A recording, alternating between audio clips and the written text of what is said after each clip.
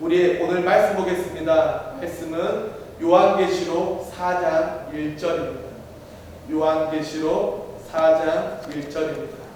우리 한 절밖에 안 되니까 우리 한 목소리로 다 같이 한 목소리로 한번 읽어보겠습니다. 시작. 이후에 내가 보니 하늘에 열린 문이 있는데 내가 들은 바 처음에 내게 말하던 나팔 소리 같은 그 음성이 이르되 이리로 올라오라. 이후에 마땅히 일어날 일들을 내가 내게 보이리라 하시더라. 아멘. 오늘은 벌써 네 번째 시간입니다. 네 번째 시간으로 하나님의 임재를 경험하라. 예배에 관해서 오늘 말씀을 나누려고 합니다. 저는 목사입니다. 그래서 참 많은 예배를 인도하고 또 많은 예배를 드렸습니다. 그런데 사실 아직도 예배를 무엇으로 정의하냐고 누군가 물어보면 아직도 잘 모르겠습니다. 그래서 예배에 대해서 많은 책을 기록한 톰 라이트라는 분이 계십니다. 톰 라이트는 예배는 사랑이다라고 정의하고 있습니다. 톰 라이트는 영국 사람입니다. 이 영국 사람인 톰 라이트는 영국 교회에서 이렇게 결혼식을 할 때에 부부끼리 신랑은 신부에게, 신부는 신랑에게 사랑의 기도문을 낭독한다고 합니다. 그리고 그 안에는 꼭 들어가야 할 문맥이 있는데 그것이 바로 나의 온몸으로 당신을 예배합니다 라고 하는 이 문구가 들어간다고 합니다. 그래서 톰 라이트는 이 문구를 배경으로 해서 예배는 사랑이다 라고 이야기합니다. 도대체 예배가 무엇이기에 부부가 사랑을 나누고 그 안에서 희열을 느끼듯 예배 안에서 우리가 하나님과 만나고 희열을 느껴야 한다는 것일까요? 여러분 첫날밤 기억나십니까? 첫날밤 허둥지둥 결혼식을 마치고 저희는 이제 토요일날 결혼식을 드리고 주일이기 때문에 신혼여행을 가지 못하고 가까운 호텔에 드렸습니다. 정말 허둥지둥 어떻게 결혼식을 마치고 그 첫날 밤 그 긴장과 설레임 그리고 만족과 희열을 경험합니다. 그런 경험이 우리 이 예배 안에 있어야 한다는 것입니다. 예배는 내가 사랑하는 하나님과 함께 믹스되는 것입니다. 즉 인격적인 만남이 일어나는 놀라운 경험을 하는 것입니다. 가장 좋은 예가 이사야 6장에 기록됩니다. 이사야가 성전에 올라가 하나님께 예배합니다. 그리고 하나님의 영광이 이사야에게 임하고 또 이사야가 하나님께 예배드린 그 예배드림이 경배가 만나면서 그 안에 뒤섞임이 일어나는 것. 이것이 예배라는 것입니다. 이것이 바로 하나님의 임재를 경험하는 예배라는 것입니다. 사랑하는 성도 여러분, 하나님의 임재를 경험하시기 바랍니다. 저 역시 여러분이 예배 안에서 하나님의 임재를 경험할 수 있도록 일주일 내내 말씀을 묵상하고 어떻게든 소화시켜서 그 영양분을 빨아들여 여러분에게 전하려고 노력합니다. 그러면 저의 노력만으로 될까요? 아닙니다. 여러분도 이 일주일에 한 번 올 또는 두 번 아니면 일주일 동안 이 예배를 위해서 여러분의 모든 삶의 포커스를 맞추어야 한다는 것입니다. 저와 여러분의 노력이 하나님의 임재와 결합되어 우리의 예배가 하나님의 임재를 경험하는 때 하나님과 뒤섞이는 예배가 될 수 있다는 것입니다. 사랑하는 성도 여러분, 예배는 우리에게 어마어마한 사건임을 기억하시기 바랍니다. 그냥 아무렇지도 않게 이 예배 시간 1시간을 넘기면 안 됩니다. 어거스틴은 고백록에서 예배를 이렇게 고백합니다. 예배 시간을 통해 하나님의 냄새를 맡고 하나님을 느끼고 하나님의 말씀을 먹고 배부름을 얻고 만족감이 있지만 늘 그분과 함께 있고 싶은 경험, 이것을 예배라고 말합니다. 사랑하는 성도 여러분, 사랑하는 여인을 만났습니다. 지금 여러분의 남편을, 여러분의 아내를 만났습니다. 하루 데이트하고 한 달 데이트하고 1년을 데이트했는데 헤어지기 싫습니다. 그러면 어떻게 하죠? 결혼을 합니다. 지긋지긋한 그 평생을 함께하는 결혼을 합니다. 왜 하죠? 떨어지기 싫어요. 그 안에서 희노애락을 느끼고 예수님의 표현을 빌리자면 너가 내 안에, 내가 너 안에 있는 그 관계 안에 있기 원하기 때문에 결혼하는 것, 그것이 바로 예배라는 것입니다. 오늘 우리가 함께 읽은 요한계시록 4장은 천국 예배를 배경으로 하고 있습니다. 우리가 지금 이 땅에서 드리는 예배는 천국에서 드릴 예배에 대한 연습입니다. 천국 예배를 조금이라도 경험하는 시간이 이 예배 시간이라는 것입니다. 결국 예배를 통해 이 땅에서 천국을 조금이나마 경험하고 알아가는 시간입니다. 그럼 요한계시록 4장은 천국 예배를 어떻게 기록하고 어떻게 우리에게 가르치고 있을까요? 요한계시록 4장 1절에 그 뒤에 내가 보니 하늘의 문이 하나 열려 있었습니다. 그리고 전에 내가 들어 그 음성 곧 나팔 소리와 같이 나에게 들린 그 음성이 이리로 올라오너라. 이 뒤에 일어날 일들을 너에게 보여주겠다 하고 말하였습니다. 여기 1절을 보면 하늘에 열린 것이 무엇이 열려있죠? 바로 문이 열려있습니다. 우리는 이 문을 알아야 합니다. 이 문을 알기 위해서는 창세기로 가야 합니다. 창세기 28장 11절로 12절에 야곱이 누구의 장자권을 뺏었죠? 에서의 장자권을 뺏고 그 뺏김을 안 에서가 야곱을 쫓아옵니다.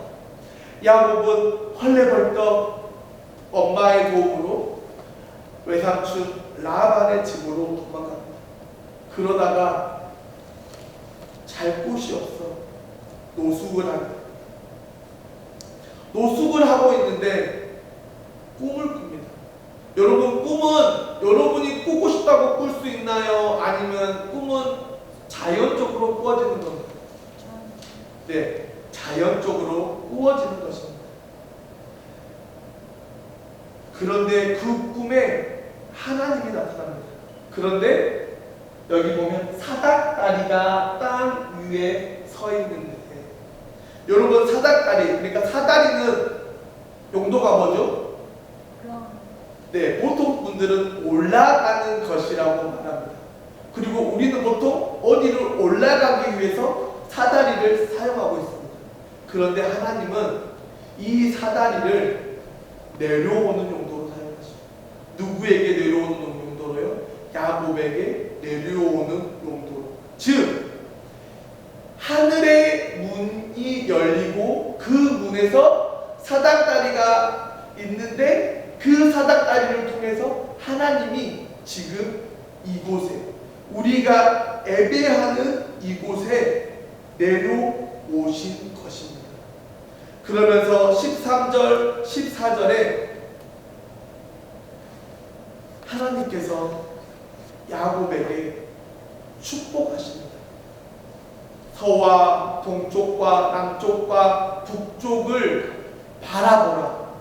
그리고 내 자손을 티끌과 같이 되게 하리라.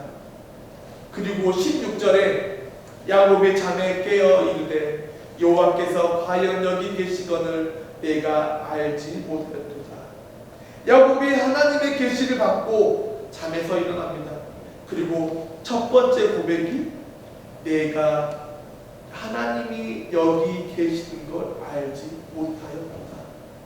그리고 17절에 이에 두려워하여 이르되 두렵도다. 이곳에서 이것을 다른 아닌 하나님의 집이요 이는 하늘의 문이로다 하고, 야곱이 누워 잠을 청했던 곳이 바로 하늘의 문과 맞닿아 있는 곳이 많은 것입니다.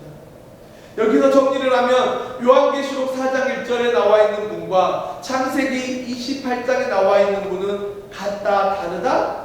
같은 문입니다. 즉 하늘의 문을 통해 하나님의 임재를 경험하고 하나님이 하늘의 문을 통해 우리에게 찾아오시는 것, 이것이 예배라는 것입니다. 믿으시기 바랍니다. 하나님은 하나님을 사모하는 자들에게 찾아오십니다. 우리는 하늘의 문에 앞에 앉아 있으면 됩니다. 그것이면 충분하다는 것입니다. 이제 시작으로 넘어와서 요한복음 10장 7절을 보면 그러므로 여호와께서 다시 이르시되 내가 진실로 진실로 너희에게 말하노니 나는 양의 문이라. 예수님을 무슨 문이라고 칭하죠? 양의 문이라고 칭하고 계십니다. 그럼 이제 창세기 28장과 요한복음 10장을 함께 놓고 보면 창세기 28장에 하나님이 내려오십니다. 어디를 통해서요? 하늘의 문을 통해서 이 땅에 내려오십니다. 그리고 요한복음 10장에 예수님이 무슨 문이 되셨다고요? 양의 문이 되셨습니다. 양의 문이 되신 분이 바로 예수 그리스도라는 것입니다. 그리고 그 문을 통과하지 않는 자는 요한복음 10장의 10절에 도둑이 오는 것은 도둑질하고 죽이고 멸망시키는 것이라고 말합니다. 즉 양의 문을 통과하지 않는 자들은 도둑이고 강도라는 것입니다. 그런데 문을 통과하는 자들은 그 문을 통해 생명을 얻고 풍성함을 얻게 된다고 말씀합니다. 제가 지금 시리즈 설교를 계속하고 있습니다. 그리고 진로 첫 시리즈로 하나님의 선물이라는 주제를 가지고 4번에 걸쳐 말씀을 나누었습니다.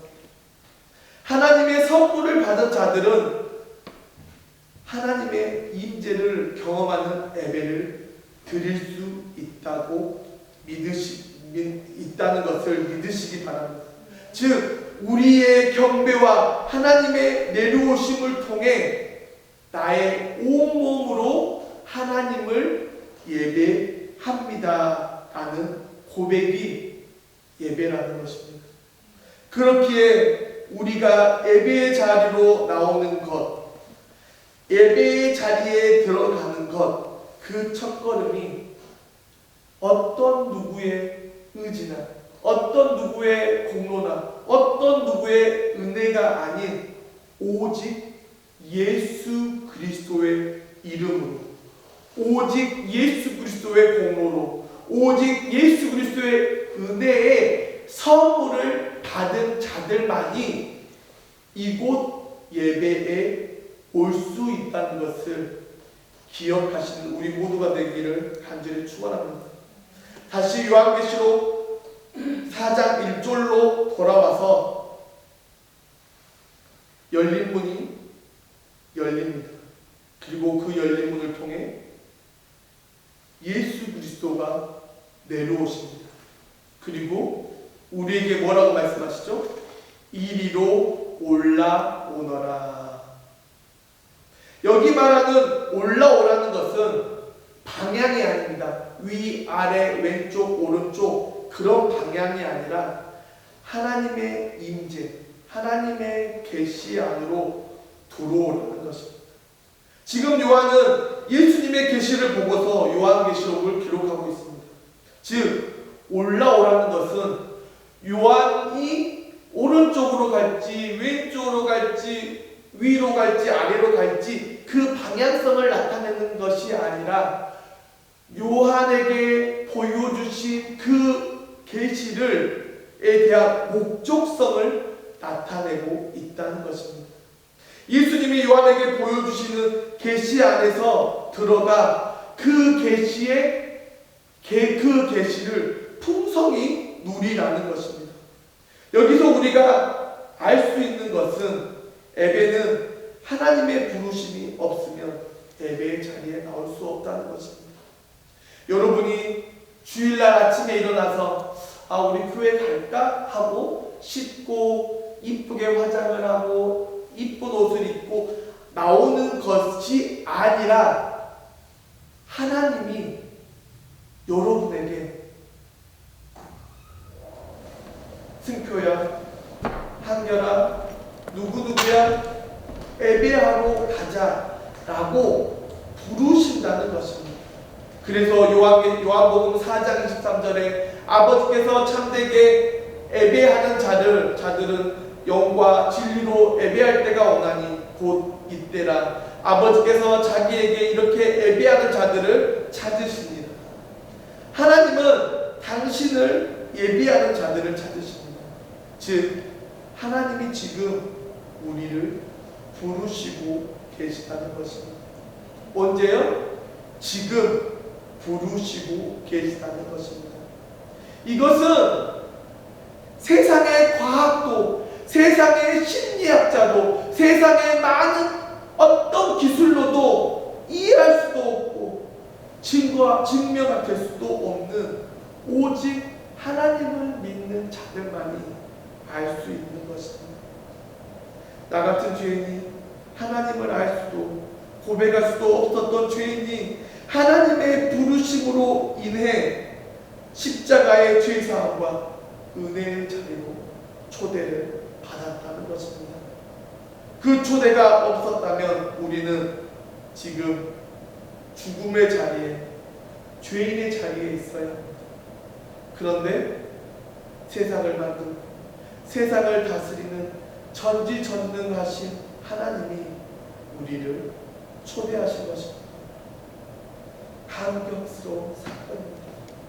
그 초대에 감사한데 그 초대해 주신 하나님이 우리에게 당신에게로 올라오라고 말씀하고 계십니다. 왜 올라오라고 말씀하시죠? 요한계시록 4장 1절 후반절에 이 뒤에 일어나야 할 일들을 너에게 보여주겠다. 우리에게 보여주겠다는 것입니다. 무엇을 보여주실까요? 이 일 뒤에 이루어질 일, 반드시 일어날 일들을 보여주시겠다는 것입니다. 누구에게요? 하나님의 임재 아래 있는 자들에게, 하나님의 임재를 경험하는 자들에게 보여주겠다는 것입니다. 그리고 그 보여주시는 것이 전지전능하신 하나님이 보증하시고 세상을 통치하시는 하나님이 보증하시는 일을 보이시겠다는 것입니다. 그래서 히브리서 11장 1절은 믿음은 바라는 것들의 실상이요 보이지 않는 것들의 증거니라고 기록하고 있습니다. 자, 그럼 다시 1절로 보면 1절에 이 뒤에 일어나야 할 일들을 너에게 보여주겠다. 하나님이 뒤에 일어날 일들을 우리에게 보여주시는데 언제 보여주십니까? 그 보여주심은 이 예배 시간에 보여주십니다. 왜죠? 이 예배 안에 하나님의 임재가 임했고 그 임재로 인해서 하나님의 임재와 우리의 경배가 어떻게 된다고요?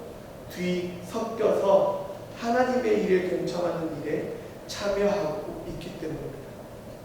그럼 여기서 마땅히 일어날 일에 동참하는 일은 무엇일까요? 이것을 설명하기 위해서는 구약의 출애굽 사건을 예로 들어보겠습니다. 이스라엘 백성들이 400년 동안 애굽에서 힘들게 노예 생활을 합니다. 이스라엘 백성들은 고통의 소리와 구해달라고 목소리를 높여 하나님께 부르짖습니다. 그 부르짖음에 대해서 하나님은 모세를 준비하십니다. 그리고 모세를 통해 이스라엘 백성에게 해방을 선포합니다. 그리고 처음 계획은 광야가 아닌 가나안으로 들어가는 것이었습니다. 왜냐하면 가나안은 젖과 꿀이 흐르는 땅입니다. 그런데 이스라엘 백성들은 그 가나안 땅을 목전에 두고 하나님께 불평불만합니다. 하나님, 가나안 백성들은 골리앗처럼 장대가 높은데 우리는 메뚜기 같습니다. 우리는 밥 같습니다. 어떻게 우리가 가서 이길 수 있습니까? 그 불순종으로 인해 광야 40년이 시작합니다. 광야는 가나안과 정반대로 척박한 땅입니다.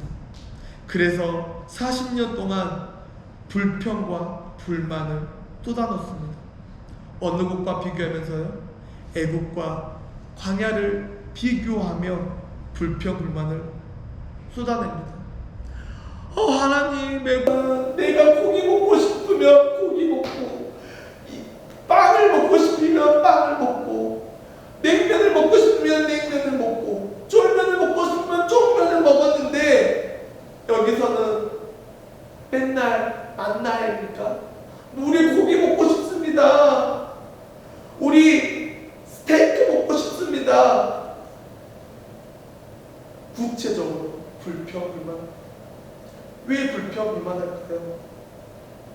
그들은 하나님이 그들에게 보여주신 미래를 그리지 못했기 때문입니다. 자신들이 당도할 그 가나안 땅을 보는 것이 아니라 지금 현실에 있는 어려움만을 보기 때문입니다. 요즘차 많은 사람들이 주식을 합니다. 그리고 주식의 전문가라는 사람들이 이렇게 조언합니다. 기업의 가치에 투자하십시오. 그런데 많은 사람들이 그러지 못합니다. 주식이 오르면 아마도 더 오를 거라는 희망을 가지고 삽니다. 그런데 떨어지면 어떡하지? 더 떨어지면 어떡하지? 불안과 초조로 팔아버립니다. 그리고 참 안타깝게도 그것을 반복합니다. 그러면 어떻게 되죠? 계속 빚이 쌓여서 엄청난 손해를. 기업을 공부하지 않고 미래의 가치를 보지 않고 오르면 사고 내리면 팔고 그것을 반복하다가 속된 말로 쫄딱당하는 것입니다. 이렇듯 이스라엘 백성들은 하나님이 보여주신 미래를 보지 못합니다. 그저 앞에 있는 불편한 환경, 답답한 미래만을 바라보았습니다. 그런데 요한은 어떻게 합니까? 하나님이 보여주신 마땅히 되어질 일들을 보여주신 것이 분명한 목적이 있다는 것을 확신하고 성도들에게 그 편지를 전달합니다. 그러면서 로마 지배 아래에 있는 백성들에게 그리고 우리에게 조언하고 있습니다.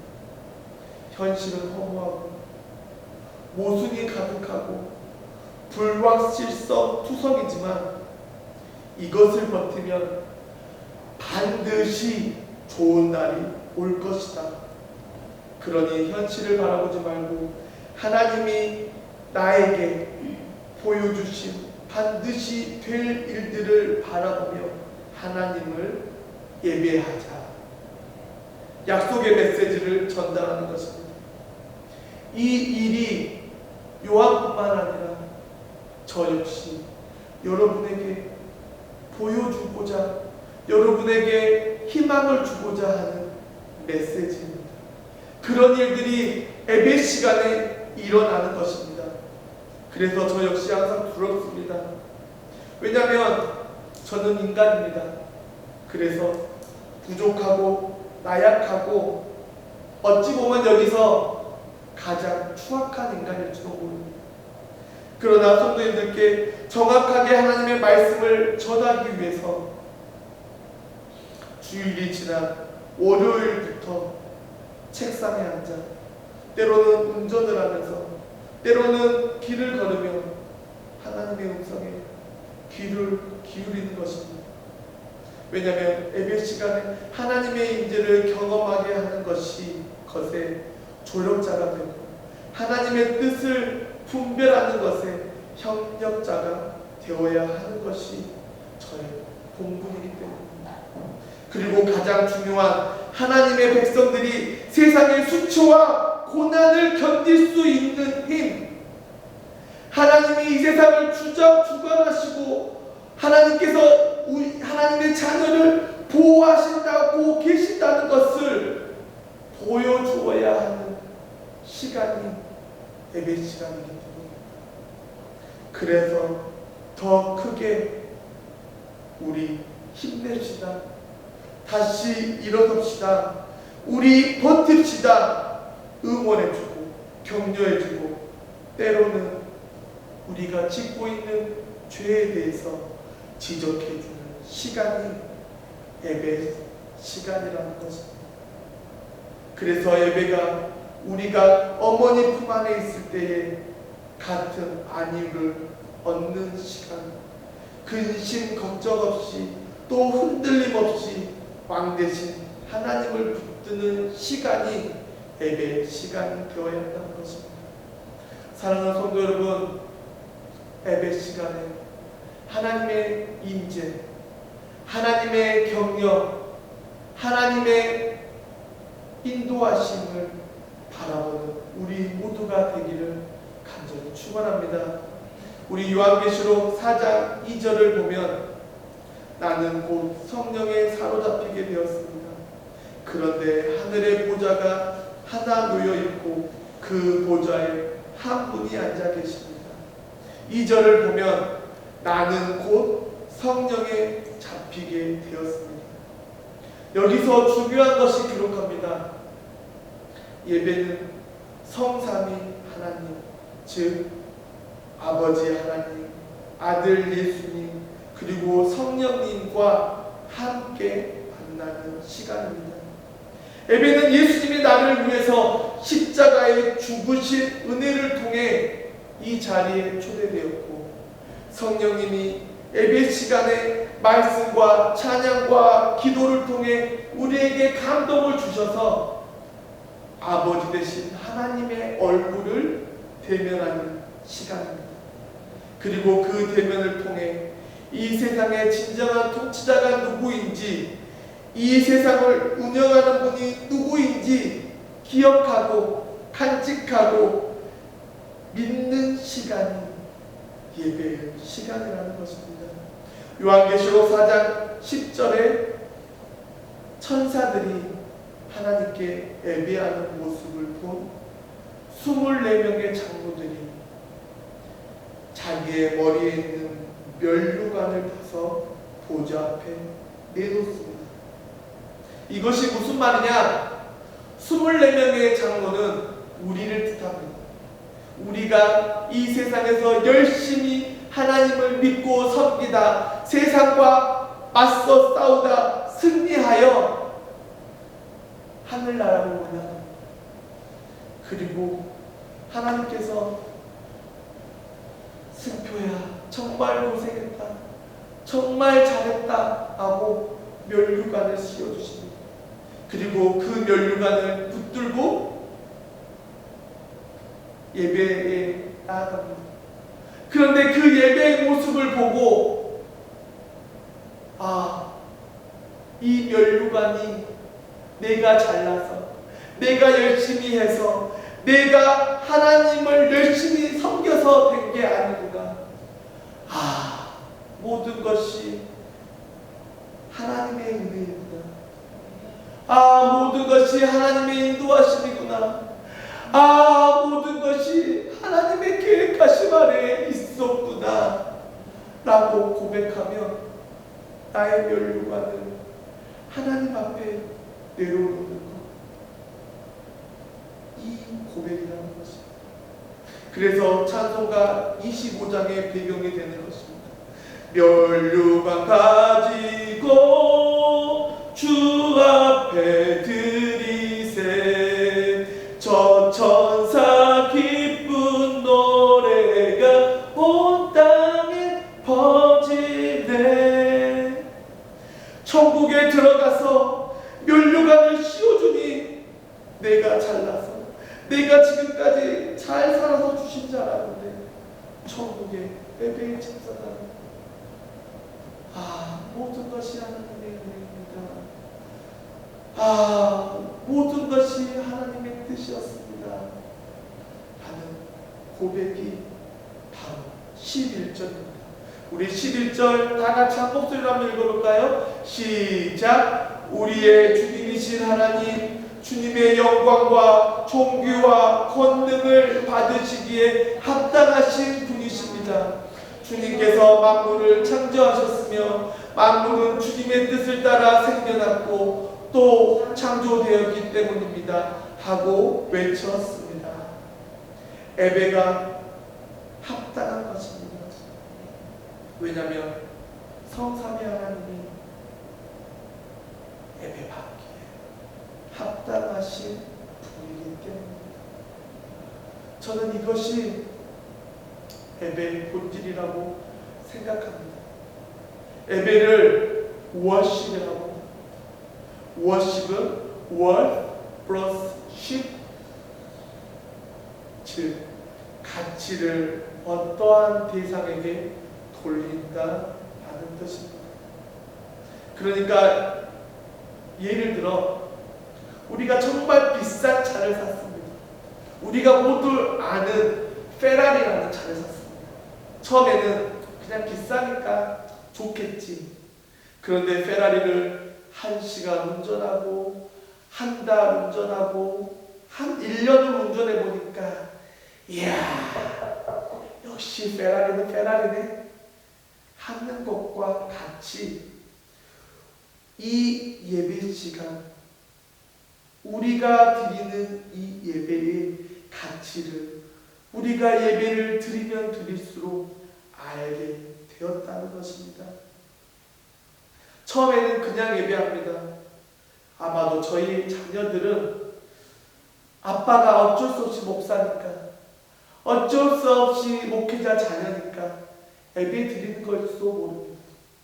하지만 시간이 지나 시간이 흐르고 꾸준히 예배에 참석하고 부족한 제가 시키는 것을 다 하려고 노력하면 시간이 지나자 이제는 성경도 읽게 되고 기도의 시간도 늘어나게 되고 말씀도 귀에 들어오고 처음에는 예배 시간이 지루하고 잠도 오고 너무 피곤한 그 시간이 이제는 그 시간을 놓칠 수 없는 시간이 되었다는 것입니다. 왜냐하면 하나님의 선물을 받고 그 선물을 받은 우리는 시간이 지날수록 김치가 숙성되듯이 우리의 신앙도 숙성되어져 가는 과정을 통해 하나님의 임재를 경험하는 예배를 드릴 수 있기 때문입니다.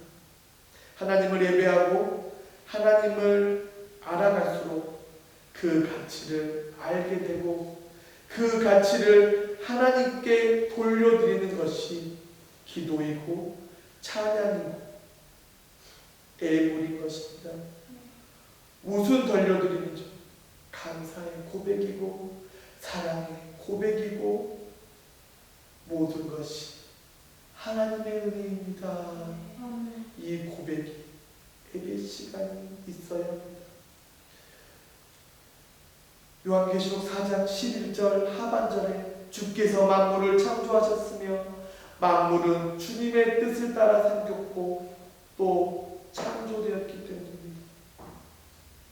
이것은 단순히 하나님이 세상을 창조하셨다는 고백을 뛰어넘어 하나님만이 우리 삶을 운영하시고 통치하시고 이루신다는 고백으로 24명의 장로들이 머리 위에 칸을 벗어서 하나님께 드린 것과 같은 고백이 우리 예배 안에 있어야 한다는 것입니다. 믿으십니까? 네. 아멘. 아멘. 우리 입술로 고백할까요? 아멘. 아멘. 아멘. 이 고백이 예배 안에 있음을 통해서 나의 삶을 드리는 것이, 나의 시간을 드리는 것이, 나의 섬김을 드리는 것이, 나의 물질을 드리는 것이 아깝지 않고 나의 믿음의 분량대로 하나님께 내어드릴 수 있는 우리 모두가 되기를 축원합니다.